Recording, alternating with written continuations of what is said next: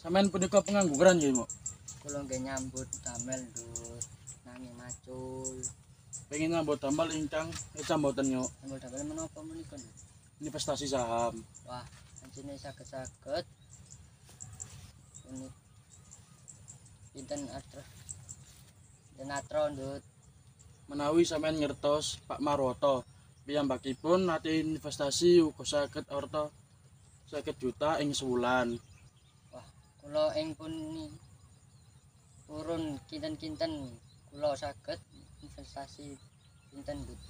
Tenang kemawon yo. Sampeyan asih DP riyen dateng kula 50.000, mangke ing seminggu saged sios 500.000. Oke. Jadi proses.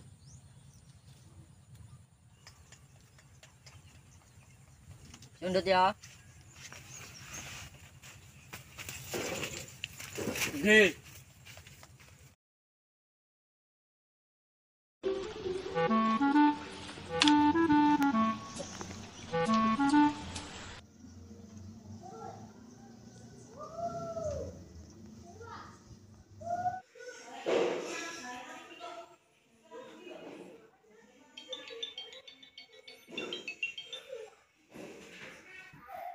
Halo, Sampeyan ngertos mboten dipun diaki enggak? dan mangertos yuk pinten.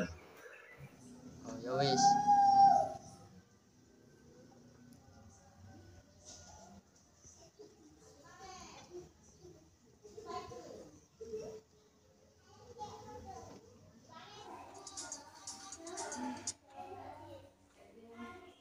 Halo.